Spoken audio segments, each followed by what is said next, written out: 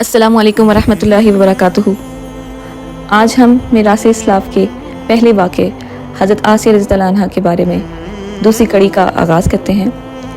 जैसा कि आप सब ने पिछली एपिसोड में सुना होगा कि किस तरीके से हमना ने हमें इस वाक़े में छुपे कुछ हिकमतों के बारे में बताया जो अल्लाह ताला ने अपनी आयात के ज़रिए हम तक पहुँचाई, और किस तरह अल्लाह ताला ने हमें दिल की मुख्तलिफ़ स्टेट्स के बारे में बताया। और मैं तो अभी तक हमना उनको बार बार सुनने की कोशिश कर रही हूँ और समझने की कोशिश कर रही हूँ कि किस तरह हमारा अल्लाह हमारे दिलों की हालात को जानता है, और उसके साथ साथ वो फिर हमारी इमोशंस को और हमारे दिल को और हमें बताता है कि किस तरह वो हमारे दिल की स्टेट्स को बदलता रहता है। तो चलें आज वाक़े की दूसरी कड़ी की तरफ चलते हैं और थोड़ा और आगे बढ़ते हैं कि किस तरह महल में मुख्तलिफ़ वाक़यात पेश आ रहे थे। चूँकि हम जानते हैं कि फ़िरौन को लगता था कि वो बहुत कंट्रोलिंग है और वो अपने आप को खुदा मान बैठा था, नाउज़ बिल्लाह, और उसको लगता था कि हर चीज़ उसके अंडर है, उसको हर चीज़ के बारे में पता है और हर एक शख्स उसी के हुक्म को बजा लाता है। लेकिन ऐसा नहीं था। बहुत सारे लोग एक अल्लाह को मानने वाले थे, और कुछ ऐसा ही हाल एक हेयर ड्रेसर का भी था जो कि थी फ़िरौन की बेटी की हेयर ड्रेसर।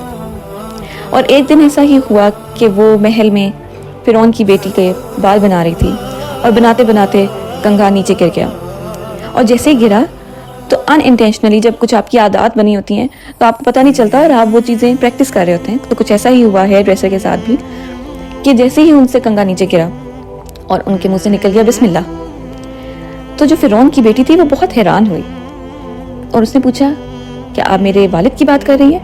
उन्होंने कहा, नहीं, वो अल्लाह जो मेरा अल्लाह है, जो मेरा खुदा है और तुम्हारा खुदा है। ये बात सुनकर जो फ़िरौन की बेटी थी वो थोड़ा हैरान हुई कि कैसे कोई महल में रहते हुए और फ़िरौन की हुकूमत में रहते हुए कोई इस तरह की बात सोच भी सकता है। तो उसने इस वाक़े का जिक्र फ़िरौन से कर दिया, और जब फ़िरौन ने ये बात सुनी तो वो तो बहुत गैज़ व ग़ज़ब में आ गया कि किस तरह से कोई मेरे होते हुए एक अल्लाह को मानने वाला है। और यही वजह थी कि उसने कहलवा भेजा कि हेयर ड्रेसर है वो और उसकी औलाद को लेकर आए, और मैं उनके लिए एक कड़ी से कड़ी सज़ा तजवीज़ करूँगा ताकि उसको देखकर बाकी लोग सबक हासिल करें और कोई कभी इस तरह की जुर्रत ना कर सके। सच बताऊं तो ऐसा लगता है जैसे मेरे रोंगटे खड़े हो गए। और मैं चाहती हूँ कि हमें सुनने वाले तमाम लोग, खासतौर पे जो माएँ हैं, जो ख़वातीन हैं, वो एक दफ़ा अपने आप को उस माँ की जगह खड़े करके देखें कि वो माँ जिसकी औलाद हो और वो खुद को इस काबिल बनाए और इतना पुश करे खुद को कि अपनी औलाद को अपनी आंखों के सामने इस तरह जलता हुआ देखे। कुछ यही सूरत हाल थी उस हेयर ड्रेसर की, जो कहने को गुलाम थी, दुनिया में उसका कोई मकाम नहीं था, लेकिन अल्लाह ताला ने उसको कितना ऊंचा मकाम देना था कि उसके सामने ये आजमाइश लाके खड़ी की और वो उसमें पूरा उतरने की कोशिश कर रही। एक के बाद एक फ़िरौन के कहने पर उसकी औलाद को उस जलते हुए तेल में डाला जा रहा। मेरे इमोशंस इस टाइम तो संभाले नहीं जा रहे। वो इसलिए कि अगर हम में से बहुत सारी ख़वातीन इस तरह की हैं कि जिनके साथ ये मिसहैप हुआ होगा कि किसी का मिसकैरेज हो गया, किसी की नई औलाद थी, वो पैदा हुई और अल्लाह ने उसको वापस ले गया।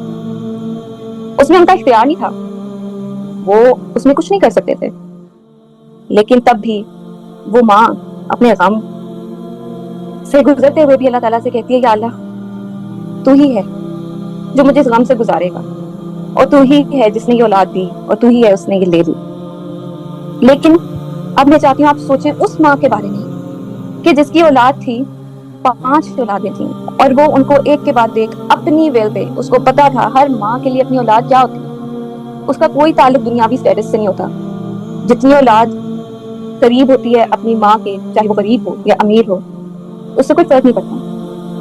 तो हेयर ड्रेसर पे उस टाइम पे क्या गुजरी होगी कि जब वो अपनी औलाद को इस तरीके से अल्लाह के हुक्म के लिए आग में डाल रही होगी। यहाँ तक कि ये मौका आ गया कि उसकी आखिरी औलाद, जो कि दूध पीती औलाद थी, उसकी गोद में थी और जाहिर इंसान थी। वो माँ थोड़ा डगमगाई और उसको हुआ कि मैं पीछे हट जाती हूँ। तो जब अल्लाह ताला अपने बंदों का साथ देने को आता है तो वो फिर छोटे छोटे बच्चों को भी भुला देता है। इस बारे में एक ही हदीस आती है कि वो बच्चा अपनी माँ की गोद में ही बोला कि मैं आपको मफ़हूम बता रही हूँ, डरो नहीं माँ, یہ صرف دنیاوی کی تکلیف ہے، اور بے شک دنیاوی تکلیف آخر کی تکلیف سے کہیں بہتر ہے۔ اور یہی حوصلہ ملا اس ماں کو کہ اس نے اپنی آخری اولاد کو بھی اس کنویں میں دھکیل دیا۔ اب اس کا ریوارڈ کیا ہے؟ اس ماں نے تو یہ کر دیا، پھر خود بھی وہ ظاہر جل کے مر گئی، لیکن اس نے جلنے سے پہلے فرعون سے ایک آخری خواہش کی کہ کیا تم صرف اتنا کر سکتے ہو کہ مجھے اور میرے بچوں کی ہڈیوں کو تم اکٹھے ہی دفنانا۔ تو فرعون کے بھی ذہن میں پتہ نہیں اس ٹائم کیا آئی کہ وہ بھی اللہ تعالیٰ کی طرف سے اس نے اس بات کی حامل کر دی، اور پھر یہی ہوا۔ تو اس بارے میں ہمیں ایک بڑا ہی خوبصورت رزلٹ ملتا ہے۔ وہ رزلٹ کیا ملتا ہے کہ جب معراج کی رات نبی صلی اللہ علیہ وسلم جا رہے تھے حضرت جبرائیل علیہ السلام کے ساتھ، تو ان کو گزرتے گزرتے ایک بہت خوبصورت خوشبو آئی۔ تو انہوں نے حضرت جبرائیل علیہ السلام سے پوچھا کہ یہ کیسی خوبصورت خوشبو ہے؟ تو پھر حضرت جبرائیل علیہ السلام نے ان کو بتایا کہ یہ فرعون کی جو ہیئر ڈریسر تھی، بیٹی کی ہیئر ڈریسر، یہ اس کی اور اس کے بچوں کی خوشبو ہے۔ تو آپ سوچ سکتے ہیں کہ وہ جنت کی خوشبو بنا دی گئی، کہ اگر آپ اللہ تعالیٰ کی راہ میں کچھ کرتے ہیں، پھر چاہے وہ کوئی صدقہ ہو، خیرات ہو، یا پھر اپنی جان کا نذرانہ ہو، تو اللہ تعالیٰ نے تو وعدہ کیا ہے کہ یہ میری ساتھ تجارت کی ہے اور میں تمہیں دیکھنا کیسے لوٹاتا ہوں۔ تو دیکھیں ان کا کیا اللہ تعالیٰ نے اینڈ کیا کہ وہ جنت کی خوشبو بن گئے۔ اچھا، جب اس طرح کا کوئی واقعہ ہمارے سامنے ہوتا ہے نا، تو جو باقی دیکھنے والے ہوتے ہیں ان میں بھی تھوڑی ہمت بنتی ہے، اور کچھ ایسا ہی ہوا حضرت آسیہ کے ساتھ۔ انہوں نے جب اس سچویشن کو دیکھا، انہوں نے کہا وہ تو محض ایک ہیئر ڈریسر تھی اور اس کا ایمان اتنا مضبوط تھا، تو میں اپنا ایمان کیوں چھپائے ہوئے ہوں؟ تو انہوں نے بھی ذکر کر دیا اپنے ایمان کا، اور انہوں نے بھی کہہ دیا کہ میں بھی ایک ہی اللہ کے ماننے والی ہوں۔ فرعون کے لیے یہ بات کوئی بہت بڑے شوق سے کم نہ تھی۔ فرعون جو خود کو خدا سمجھتا تھا اور وہ اپنے آگے کسی کی چلنے نہیں دیتا تھا، اور اس کے اپنے گھر میں اس کی اپنی بیوی ایک اللہ کو ماننے والی تھی، تو اس کے لیے یہ بہت بڑی بات تھی جو کہ وہ برداشت نہیں کر سکتا۔ تو اس نے کیا کیا؟ اس نے اپنے ساتھیوں کے ساتھ ذکر کیا اس بات کا کہ میں اس کے ساتھ کیا کروں اور اس کا کیا انجام ہونا چاہیے۔ تو آپ کو پتا ہے کہ پھر جو اس طرح کے اس ٹائم پہ ساتھی تھے، ان کا تو ویسے ہی بڑا وہ پھار کھاتے تھے، چاہے وہ پھر فرعون ہو یا پھر ان کی کوئین ہو، کہ کہنے کو ان کو وہ ان کے ساتھ بہت شاہ کے، وہی کہتے ہیں نا کہ شاہ کے ماننے والے تھے اور اس کی تعریفیں کرنے والے منہ پر، لیکن ظاہر ہے پیٹ پیچھے تو سب کو وہ برا ہی لگتا تھا، کیونکہ ان کو کیا پتا کہ اس ٹائم پہ فرعون ان کے لیے کیا انجام لکھ دے۔ خیر، فرعون نے جب ان سے ڈسکس کیا تو انہوں نے کہا کہ آپ ان کو برے سے بری سزا دیں۔ اب آپ سوچیں کہ ایک ملکہ جو کہ شروع سے ایک شہزادی کے لیے زندگی گزارتی آ رہی تھی اور پھر شادی کے بعد وہ ایک ملکہ بن گئی، کتنی نزاکت ہوگی ان کی طبیعت میں، لیکن اب ان کی ٹیسٹ کا وقت آ گیا اور فرعون نے ان کو چھوڑ دیا ایک کھلے صحرا میں۔ ان کو لٹا دیا گیا بغیر کپڑوں کے تپتی ریت پر، اور ان کو رسیوں سے باندھ دیا گیا، اور ان کے اوپر اتنا ظلم و ستم تشدد کیا گیا، اتنا کیا کہ وہ کرتے کرتے فرعون کے غلام جو تھے وہ تھک جاتے تھے اور دن اینڈ ہو جاتا تھا، اور فرعون پھر پوچھتا تھا ہاں بھی اب تمہارے ایمان کی کیا صورتحال ہے؟ لیکن حضرت آسیہ جب وہ ایک اس نشے میں آ گئی، اس خمار میں آ گئی کہ میں بس اللہ کے ماننے والی ہوں، اب میں نے جو کہہ دیا سو کہہ دیا، اب نہیں میں پیچھے ہٹوں گی، تو بس وہ اللہ تعالیٰ نے ان کا ایمان اور بڑھا دیا۔ وہ انکار کرتی تھی، وہ کہتی تھی نہیں اس سے کوئی فرق نہیں پڑتا، اور یوں ہی کچھ دن گزر گئے کہ روزانہ ٹارچر کیا جا رہا ہے اور روزانہ دن گزرتے جا رہے ہیں۔ کہنے کو ہمارے لیے یہ صرف الفاظ ہیں، لیکن اگر ہم اس چیز کو واقعی سوچیں کہ ہمیں دنیا میں ذرا سی کوئی تکلیف پہنچتی ہے ہم فوراً ڈگمگا جاتے ہیں، لیکن سوچیں اس ملکہ کے بارے میں، ہاں، کہ جس کے پاس دنیا کی سب چیزیں تھیں، وہ ایسی چیزیں پہنتی تھی جو ہم آج کل کی دنیا میں بھی آ کر سوچ نہیں سکتے۔ ان کے اوپر وہ چیزیں میسر ہوتی تھی ان کے لیے کہ جو ہم آج کل سوچ بھی نہیں سکتے۔ ان کے تو ایک لفظ کی مار تھی، یہاں سے لفظ منہ سے نکالا اور وہاں وہ چیز پیش ہو گئی، یہ حالات ہے۔ اور اب وہ سب کچھ برداشت کریے کس کے لیے؟ اللہ کے لیے۔ تو جب فرعون بہت زیادہ اس چیز سے چڑھ گیا کہ یہ اس کا تو ایمان ڈگمگا ہی نہیں رہا، یہ تو مڑ ہی نہیں رہی، تو اس نے آخر میں کیا کہا؟ اس نے کہا کہ ان کو ایک پتھر سے باندھ دیتے ہیں اور ان کو گرا دیتے ہیں اس پتھر سے، کہ یہ اس سے زیادہ بڑا کیا ہی ٹارچر ہوگا کہ وہ مر جائے اس برے حالات میں، اور پھر میں دیکھتا ہوں کہ لوگ اس سے کیسا سبق حاصل کرتے ہیں۔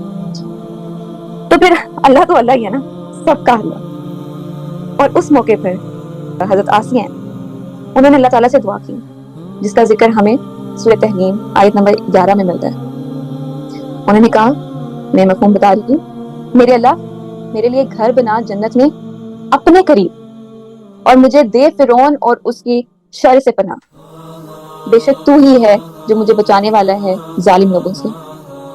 اب آپ نے اس آیت کے ایک حصے پر غور کیا کہ انہوں نے جنت میں محل مانگا اللہ کے پاس۔ تو دیکھیں وہ موقع ایسا تھا جب ان کو پتا تھا کہ میں اپنے اللہ سے دعا مانگوں گی تو ایسے موقع پہ میرا اللہ میری کوئی دعا جو ہے نا وہ رد نہیں کرے گا۔ اور وہ ایک ایسی خاتون کی دعا تھی جو کہنے کو ایک بادشاہ کی بیوی تھی، لوگوں کے لیے وہ بڑے ہی کسی کے لیے حسد کا باعث ہوں گی اور کسی کے لیے وہ رشک کا باعث ہوں گی کہ کیا خوبصورت محل میں رہنے والی، اس کو کس چیز کی کمی ہوگی، اس کے پاس کیا نہیں ہوگا، ہر چیز تو ہے اس کے پاس۔ لیکن جو گزر رہا ہوتا ہے اسی کو ہی پتا ہے۔ ہم جانتے ہیں نا کہ جو سر تاج پہنتا ہے وہی بھاری ہوتا ہے، تو کچھ یہی صورتحال ان کی بھی تھی۔ انہوں نے زندگی تو ایک بادشاہ کے ساتھ گزاری، کہنے کو فرعون کے ساتھ گزاری، لیکن وہ کمپینین شپ وہ ہمیشہ مس کرتی تھی۔ ان کی زندگی میں ایک ساتھی کی کمی ہمیشہ سے تھی، تو یہی شاید وجہ بنی کہ ان کے دل میں جو ایک کسک رہ گئی۔ تو پھر انہوں نے کہا جو میں نے اللہ سے مانگنا ہی ہے تو میں پھر اللہ کا ساتھ کیوں نہ مانگوں کہ وہ مجھے محل دے جنت میں اور وہ بھی اپنے پاس۔ تو پھر اللہ تعالیٰ کا کرنا ایسا ہوا کہ اللہ تعالیٰ نے اپنے بندے کو دنیا میں بھی دکھانا ہوتا ہے اور آخرت کا بھی دکھانا ہوتا ہے کہ اگر تو نے اتنا میرے لیے برداشت کیا تو یہ دیکھ۔ تو کیا ہوا کہ آسمان سائڈ پہ ہوا اور ان کو نظر آیا کہ جنت میں ایک خوبصورت محل ہے، اور یہ دیکھ کر حضرت آسیہ رضی اللہ عنہا اتنا خوش ہوئی کہ وہ خوش ہوتے ہوتے انہوں نے ہنسنا شروع کر دیا، اور وہ اتنا ہنسی کہ فرعون نے ان کو دیکھا تو وہ مزید جل گیا۔ وہ کہتا کہ میں اس کو اتنی تکلیف دے رہا ہوں کہ یہاں تک کہ وہ مرنے والی ہے اور اس کو کوئی فرق ہی نہیں پڑتا، اور وہ الٹا ہنس رہی ہے بجائے اس کے کہ وہ میرے سے معافی مانگے، کیونکہ فرعون کو تو یہی لگتا تھا نا کہ بس میں کسی کو تکلیف دوں گا تو وہ میرے سامنے جھک جائیں گے، سب کو تشدد کے ساتھ، سب کو زبردستی جھکاتے فرعون کو لگا کہ بس یہ بھی جھک جائے گا، لیکن ایسا نہیں تھا۔ جو اللہ کے قریبی بندے ہیں وہ ایسے نہیں جھک جاتے۔ تو پھر جب اللہ تعالیٰ نے ان کو ریوارڈ دکھایا اور وہ اتنا خوش ہوئی تو بس پھر فرعون نے کہا، حکم دیا کہ اس کو چھوڑ دیں، اور ان کو جیسے ہی چھوڑا گیا تو کچھ روایات میں آتا ہے کہ ان کا جسم ابھی زمین کے ساتھ نہیں لگا تھا اور ان کی روح پرواز کر گئی تھی۔ تو کچھ یہ باتیں ہیں، یہ واقعہ ہے جو ہمارے لیے ایک مشعل راہ ہے، ہمارے لیے سیکھنے کا باعث ہے کہ یہ دنیاوی مسائل ہیں۔ ہم جو سمجھتے ہیں کہ بس میرے سے زیادہ تکلیف کسی نے برداشت نہیں کی، تو ایسا نہیں ہے۔ ہمارے جو پیغمبر گزرے ہیں، ہماری جو صحابیات گزرے ہیں، وہ اس سے بہت زیادہ برداشت کر چکے ہیں۔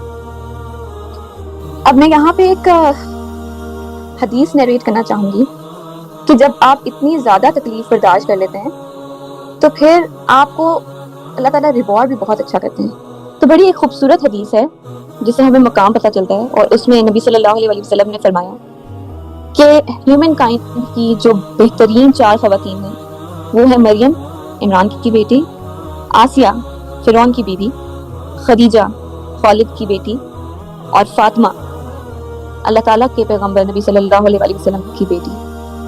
اب ذرا ہمیں یہ سوچنا چاہیے کہ ایسا کیا کیا ان خواتین نے کہ وہ بیسٹ آف دا بیسٹ بن گئے۔